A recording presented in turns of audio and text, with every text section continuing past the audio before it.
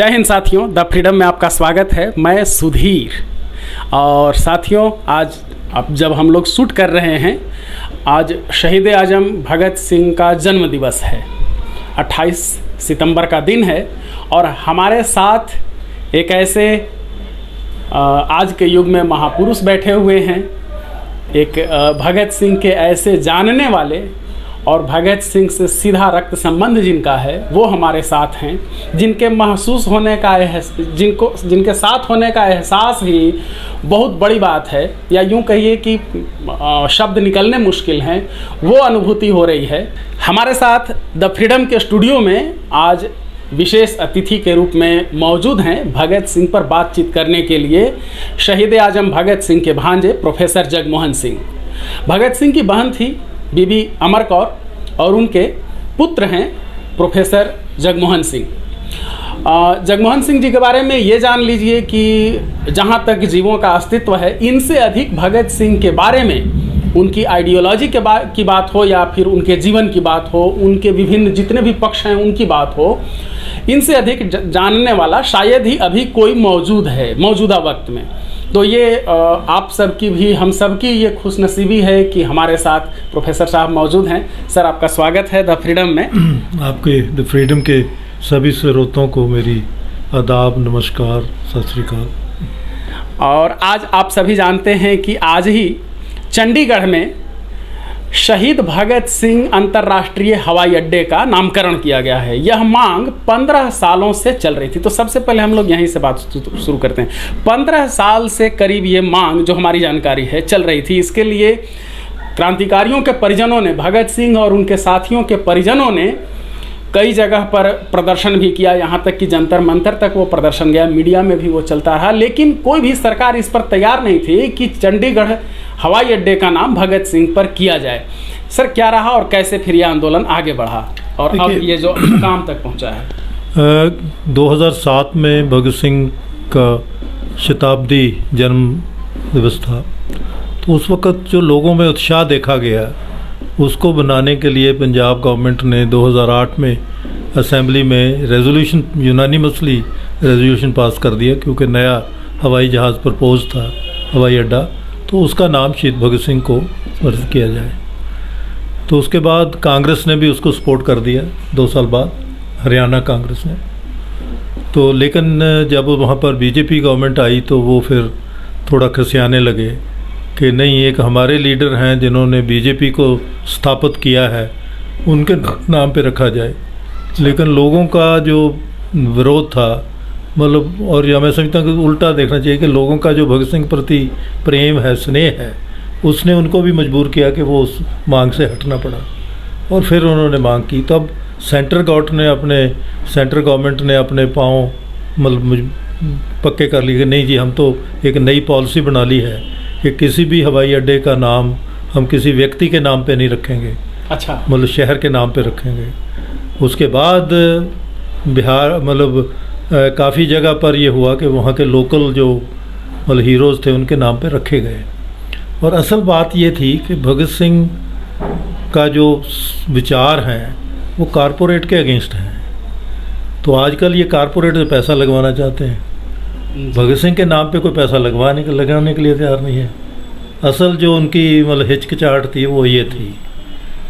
और उसके बाद फिर अब भी क्योंकि लोगों का प्रेम उनके प्रति इतना है कि फिर उनको ये मानना पड़ा कि क्योंकि हरियाणा में इलेक्शन आ रहे हैं, पंजाब वालों ने भी फिर दोबारा हरियाणा के एक डिप्टी सीएम के साथ बैठ के किया कि इसका नाम रखना चाहिए। तो ये अंदरूनी मतलब उसका प्रेशर है। तो लेकिन अच्छी बात है, पर मैंने साथ ही उसके मतलब ये प्रश्न भी उठा दिया है कि अगर भगत सिंह के नाम पे जो एयरपोर्ट है वो कारपोरेट को दिया जाता है तो ये भगत सिंह के साथ, उनके विचारों के साथ गद्दारी होगी। तो ये नहीं होना चाहिए। भगत सिंह एयरपोर्ट, जो शहीद भगत सिंह अंतर्राष्ट्रीय हवाई अड्डा का नामकरण किया गया, उसमें सर बता रहे थे कि पूंजीवाद के सबसे बड़े विरोधी नाम भारत में अगर कभी भी लिया जाए तो भगत सिंह का नाम आएगा ही।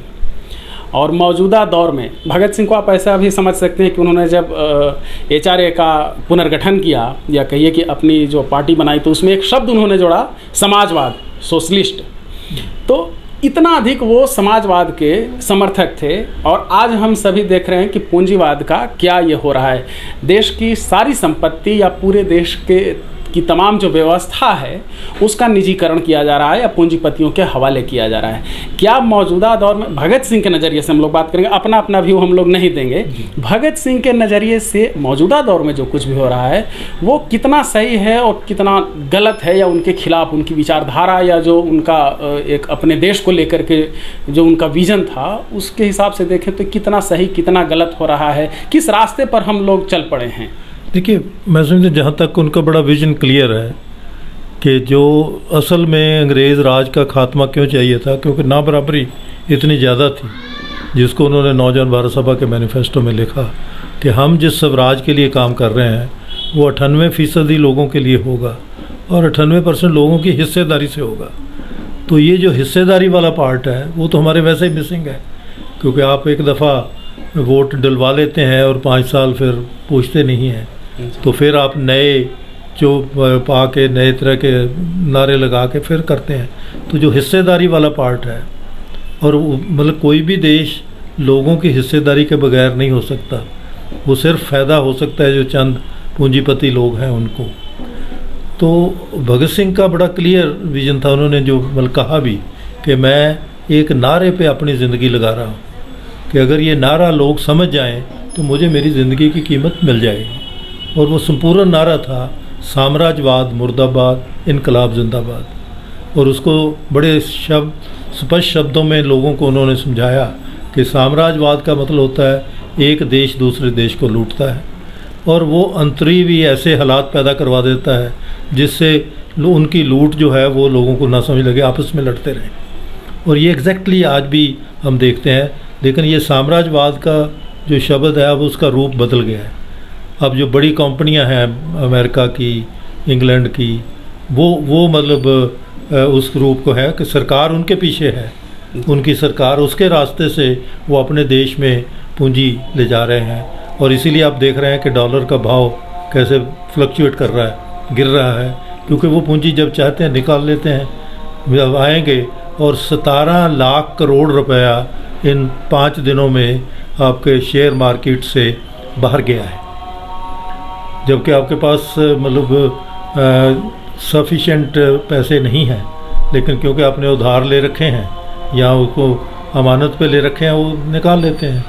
तो ये जो तंत्र का है, और जिसमें ये भी है कि अब खाने वाली चीज़ों को बाहर बेचने के लिए, मतलब यूरोप वालों ने कहा कि आप तो खेती बड़ी अच्छी करते हैं, बड़ी सस्ती है, तो इसलिए आप बाहर विदेशों में भेजिए खाने के लिए।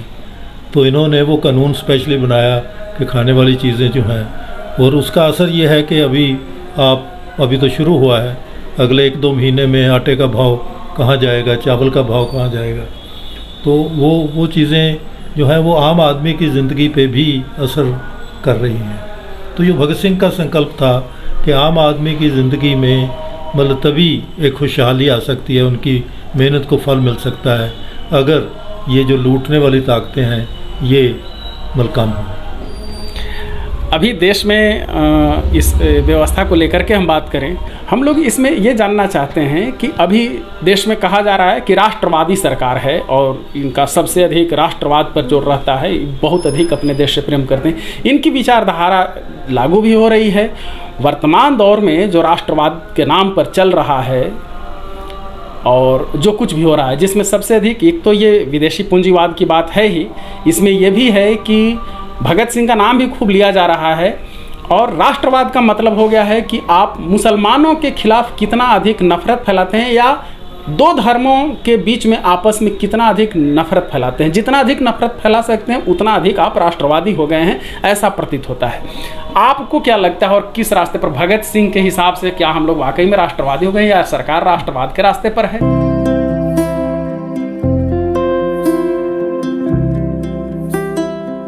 जय हिंद दोस्तों, आपके लिए हम लगातार पेश कर रहे हैं अमर क्रांतिकारियों की कहानियाँ। इस अभियान को जारी रखने में द फ्रीडम को आपकी मदद चाहिए। अगर आप आर्थिक रूप से सक्षम हैं, तो कृपया इस अभियान को जारी रखने के लिए मदद करें। द फ्रीडम आपका आभारी रहेगा।